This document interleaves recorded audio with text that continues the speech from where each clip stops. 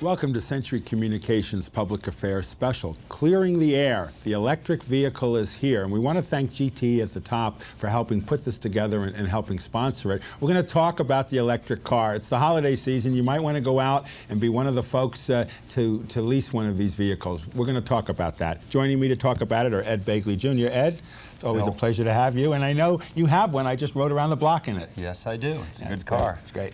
Linda Wade from the Coalition Clean Air, who put this program together. Thanks, Linda, for doing it.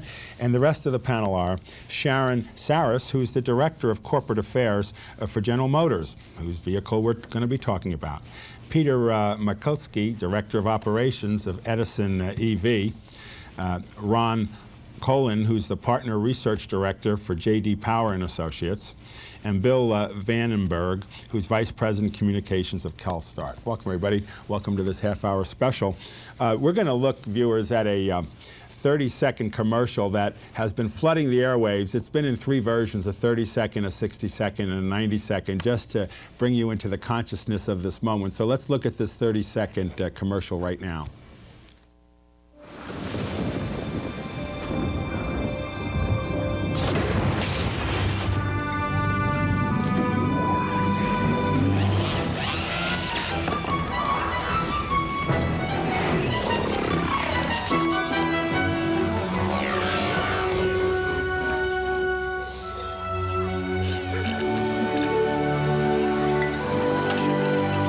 The electric car is here. It sure is here. I was just in one when Ed took me around the block. It was comfortable, it was high-tech, and it looked great as well. And he gunned it a little bit, and so we actually had some real power to it. They're here. And let's start with you, Sharon. It's your company that did it. What made you do it? Well, we wanted to bring this advanced technology of electric vehicles to the marketplace for consumers. We announced it in 1990 that it was important to do, and that we had a vehicle called the Impact that would come to market. And in fact, in 1996, we brought the now called EV1 to Southern California and Arizona, and we are proud of it. It's our commitment to advanced technology and to improving the environment. Now, this must have cost you a bundle to put this whole thing together. How much did it cost you? Well, we spent about $350 million in the development, engineering, design of the vehicle, and we also did an important program called the Preview Program, where we spent approximately another $23 million, really putting what was then called the Impact into the hands of consumers to have them try it out and see what it was like and give us some feedback. And that gave us the confidence to bring it to market. And how many do you intend to I guess you're not selling them, you're leasing them. We are leasing them. How many do you intend to lease in the first period of time? Well, we've always said that this is a market-driven decision. Yeah. And so therefore we're not quoting a number. We hope that consumers who see that this vehicle is very viable will choose to lease it at their Saturn retailer, and we'll build them as they come to lease them. We're going to now look at another 90-second worth of footage on this, and would you please give us some comments as we look at this together? This is the EV1, the first car ever badged as General Motors. You can see it's very aerodynamically shaped to increase the range. It's a little wider in the front than the back. It has all the amenities of what people see as a real car. Again, this is the convenience charger that comes with the vehicle when it's leased. It plugs into an outlet for convenience.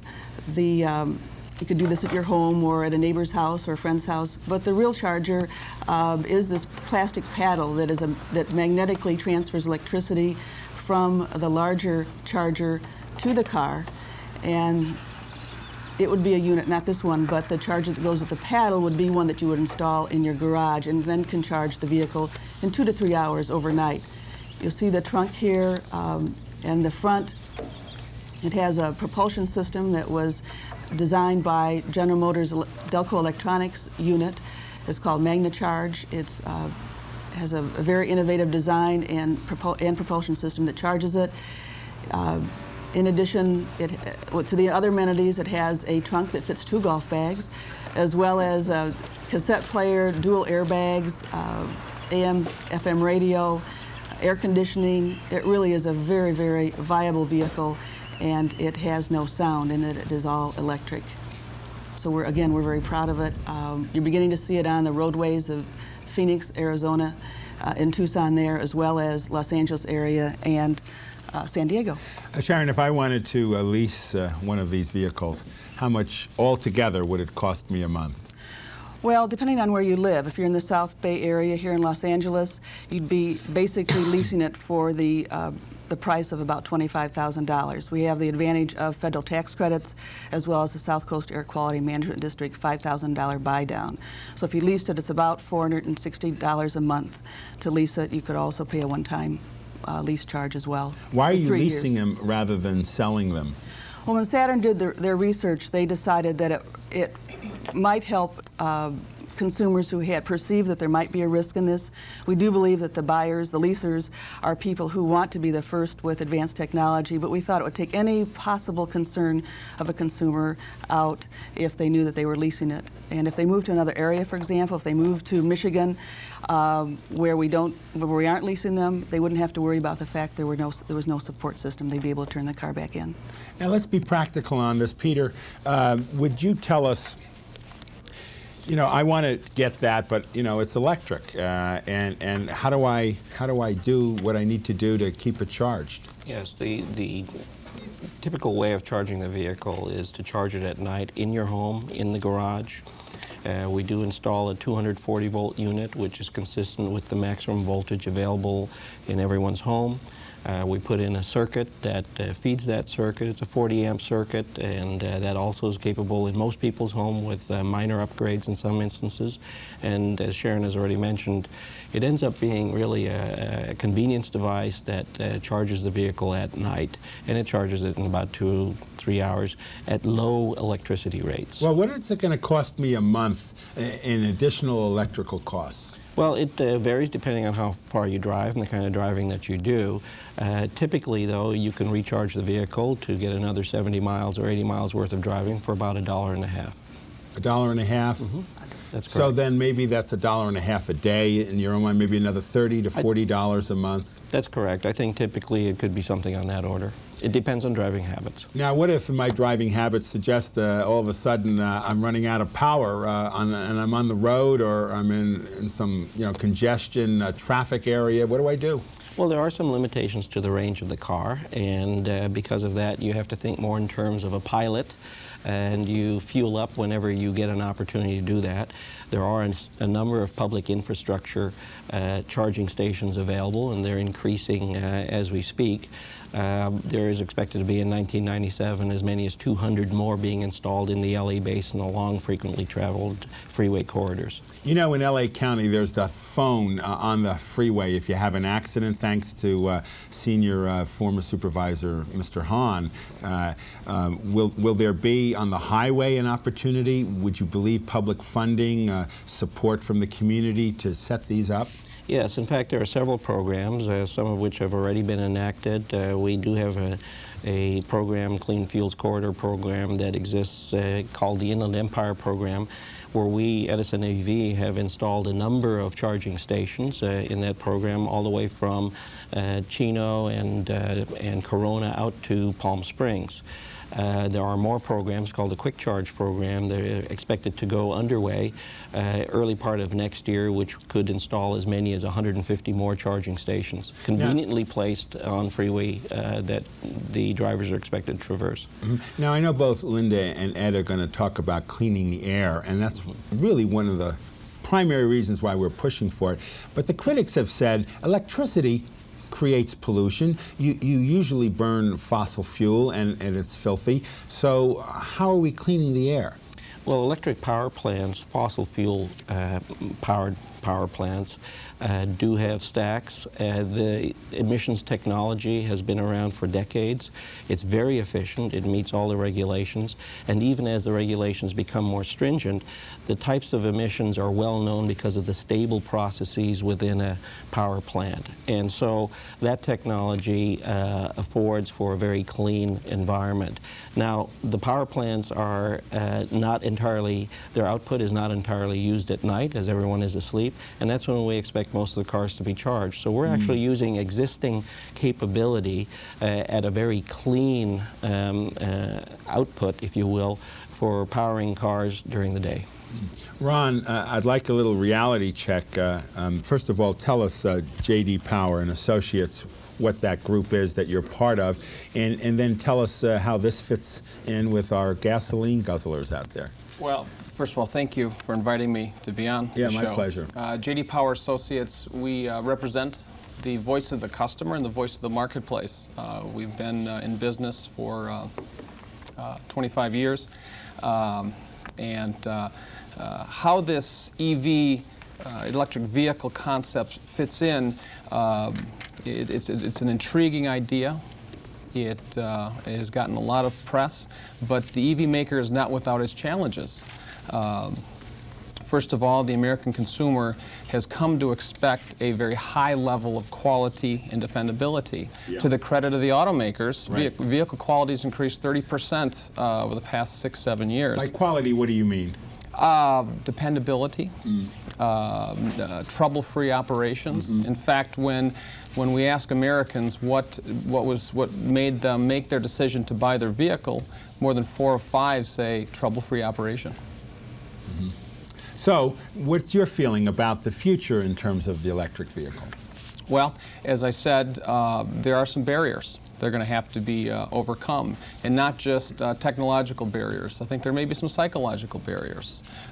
We have done research on new technologies that consumers are willing to pay for, and you see that consumers are very safety-oriented. There's a latent fear of being stranded. That is a psychological barrier that the EV makers will have to overcome. Well, let's assume they do overcome that, you know, by having a vehicle that can be charged here and there. Do you see a growing market for it? Potentially. Americans, they love their cars. And especially in California, they're used to being able to drive when they want or where they want when they want to. Californians, for instance, drive 260 billion miles every year. The EV concept will require some real behavioral changes in how they use their vehicles. Like what? Well, they will have to be the recharging concept. Yeah. They will have to be more cognizant of where the next filling station will be. Okay, well, let's go to CalStart, Bill. First of all, what is CalStart? Well, CalStart's a consortium of more than 200 companies and organizations worldwide working on advanced transportation, which includes electric cars, natural gas, and other vehicles. What do you think of this vehicle? Well, you're asking somebody who has awarded General Motors a Blue Sky Award for this vehicle, so we think very highly of it, and not just because the technology is very good. We're excited about that. A lot of the technology was developed in California, out of California firms. But we're excited because GM has taken the next step, and they've shown a lot of guts. They've moved to the marketplace. So we gave them actually that award in partnership with the Coalition for Clean Air for moving into the marketplace with this technology. We think there is a tremendous market fit starting out of segments or market niches where it will grow.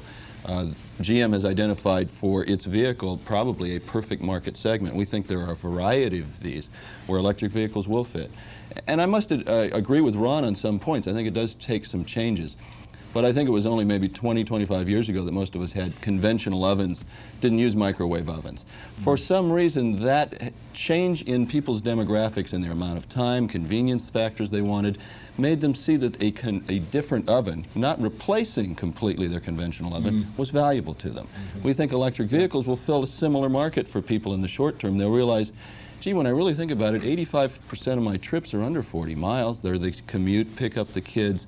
And they'll realize, you know what, a second product that will give me convenience, charge at home, not sit in the darn gas station, which I hate, lower fuel prices, and we think lower maintenance once electric vehicles really move into the marketplace, because there's very little to go wrong except battery change out maybe every 3 to 5 years. Could you kind of conceive of a family having a gas vehicle, and an electric vehicle, and using the electric vehicle for these short trips to the grocery store, to the dentist, to kids to school, and you know. In do it the that way. U.S. and in particular in California, I think it's one of the perfect markets. It's one of the prime first markets for electric vehicles. In fact, the University of California at Davis, at their Institute of Transportation Studies, did a market survey, and they found that that is the prime first market. They call them hybrid households. They have one gasoline car, and they have shown a willingness to use cars in different ways. They already do it. They have one small car for Yeah. commutes and maybe the minivan to take the family around. Yeah. The fact that that small car could be replaced by an electric and that they would swap if somebody had to drive longer one day, people have shown a willingness to live that way. Now, you said you represent some 200 firms interested in it. Besides General Motors, are there others out there right now coming up with something that we're going to see here? Oh, yeah, definitely will. I mean, let's talk about some of the bigger auto players. General Motors is easily in the lead. You will see Ford and Chrysler with some offerings that they have, but I think the people to watch in the shorter term are Toyota. Toyota is making tremendous. Toyota has been a private, quiet company that all of a sudden is not so private and quiet about their technology capabilities in electric vehicles. I think, to be honest, they don't want to cede this area to General Motors. They've got a very good car called the RAV4, which will be in demonstrations next year. And Honda has a very good car. Nissan is working on a lithium-ion battery, which is maybe 2 steps up in the energy storage area that could have a vehicle potentially with more than 200 miles of range. So these are the large guys. But interestingly, if GM is the first into the commercial marketplace, the second is Bombardier, which is a company out of Canada. They're selling, it's already being delivered to their dealers, a neighborhood electric vehicle. It's not in competition with the EV1 or, frankly, a conventional car. But they see a potential market of millions of cars for a small car that people would use in communities, not to drive on the freeway, not to go on long distance, but to move around their towns, especially in the Southwest and in adult communities. So we're seeing these market segments developing all over. And if I can add one more point, Yeah. I see those segments also being worldwide. The EV1 could be a great car around the world, but the technology in a smaller, simpler car sold for less money could be perfect in other parts of the world, such as Taiwan, such as parts of Malaysia, such as India, where there's a growing middle class. It would have to be less expensive, but there is no need for the kind of highway driving that we do here. Yeah. They don't need the accoutrements that we've gotten used to in our vehicles here. You could sell a, if you will, more stripped-down vehicle that would also solve their pollution problem. Well, you know, pollution is the problem. I was in Taiwan, and it was so bad that half the people had masks on their faces because you just couldn't move around without it. It was so bad. Ed Begley Jr., you practice what you preach when it comes to a lot of things, and you're practicing it again in this particular case. You have one of these cars. Tell us about it. It's the greatest electric car I've ever owned, and as you know, Bill, I've been driving them since 1970. I bought a car for $950. It was a very slow, short-range car then, but I drove it and I liked it. In 1989 or 90, I graduated to a better car that went on the freeway and what have you. That was cost me $1,750, and then another $2,500 I put into it to get it up to freeway speeds. But it was a good car for $4,200. And then I had a VW Rabbit. I paid 10 grand, and that worked great for a while. Now there's something else entirely. The EV1 is the best car I've ever driven of any stripe. It has dual airbags, all the safety accoutrements, anti-lock brakes, everything. It is quick, it has incredible range, and I'm so happy and proud of GM and the people there. Ken Baker that they're mentioning, Alan Cocconi, Paul McCready, the people that worked on this incredible technology. It's a terrific car, and they should be very, very proud. It's not for everybody. You know, this is a very, for this time, expensive car. I have friends. My friend Annette O'Toole had a color programmable video deck in 1974. So did my friend Billy Adler. They were thousands of dollars. Right. You know, I had friends that bought an IBM XT or AT in the early 80s. They were a lot of money. Yeah. You know, but this kind of thing, there's going to be more of this. Get used to it. I think it's here, and this is the beginning, and people are starting to buy. As more people buy it, people like Toyota, others, GM will probably make another less expensive car, I predict, over time. You know, this is going to be around for a while. I'm very excited about electric vehicles. You don't need a sledgehammer to put in a carpet tack, to have this massive V8 engine to go around and all this range and what have you. 90% of people's trips are 40 miles or less. That's Department of Transportation figure. Any electric car can do that. The electric car is here. It's terrific. It's clean, and I'm very excited about it. And how much are you paying a month to lease this? What's your total cost package. Unless I misread the lease, I'm paying $380 a month for the lease. Then it's $50 a month I'm leasing the Charger from my good friends at Edison. So it's $430. And you know, if you're going to lease a Lexus or some other high-performance car, I think it's going to be something like that. You know, it's a hell of a car. It's a high-end car. There are other options available. As he said, Bombardier is making a car. There's people in Hollister, California, making lower-end cars. If that's what you want, I wanted this car. I'm proud of GM, and it's great. And the pollution thing bears talking about. I'll just say briefly. Yeah. It's so much easier, as our friends at Edison have said, to control emissions from one smokestack than it is a million tailpipes. Tailpipes get dirtier. Smokestacks do not. Off-peak charging is very efficient. Also, do you know how you use 25% of your gasoline in LA? Can you guess how you use it? Probably idling in a traffic jam. You don't do that with electric. Another reason for the efficiency. It's just efficient in every possible way. Off-peak charging is efficient. It's just, in every way, a better vehicle. It's 95% less pollution, figuring plugging it into the wall and the power plant emissions. Then if you go the next step, and you have solar panels on your roof, as I do, you can charge it on the sun as well. You know, you can't make gasoline on the roof of your house. You can make power.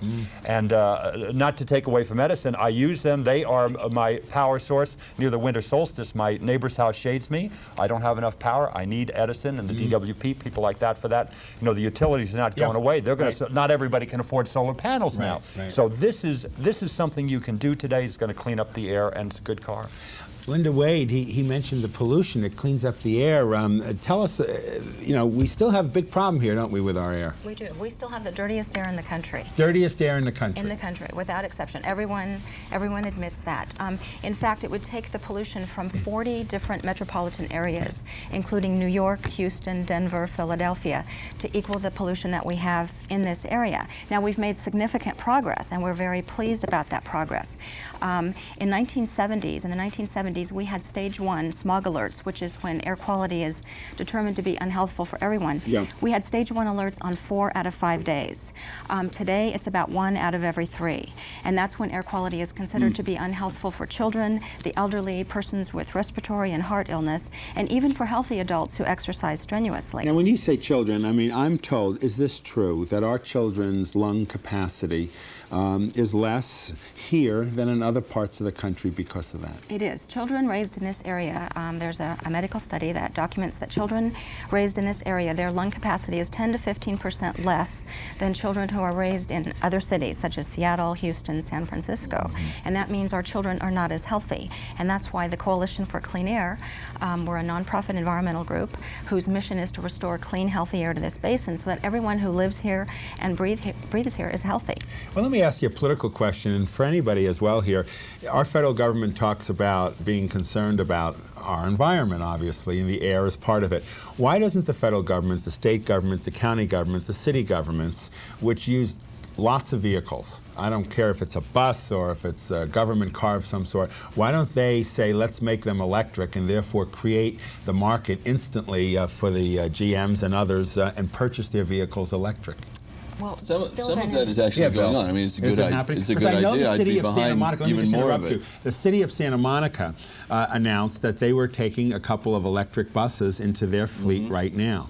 Well, that's going on around the country for different reasons. There is a law called the Environmental Policy Act. It's actually administered by the Department of Energy. And they did it not so much for air quality, although it was linked to air quality. Mostly it's to keep our imports of foreign oil down. We have right now half of our trade deficit accorded to foreign oil imports. It's about $1 billion a week that we pay out to bring oil in. So the Department of Energy set up a phased-in program for federal fleets and then state and other fleets, large operators of vehicles, to start phasing in cleaner fuel vehicles. One of those vehicle types recognized, and actually now in a new executive order from the President, boosted a little more, are electric vehicles. Well, you know, it's just outrageous when I'm on the freeway and I see a school bus and it just lets out the blackest of soot, or another MTA bus. Why don't they just go forward and make them electric at this time? Well, actually, there are electric school buses moving into the marketplace. And in fact, I'm very proud to say California was a leader in that. Natural gas is also looking really good on the bus market to get us out of diesel, because diesel just doesn't make sense in that, and it doesn't compete in the arena of energy and the environment anymore. Thanks to Linda and the people at the Coalition for Clean Air, we got the MTA to order 200 natural gas buses when they're going going to get 200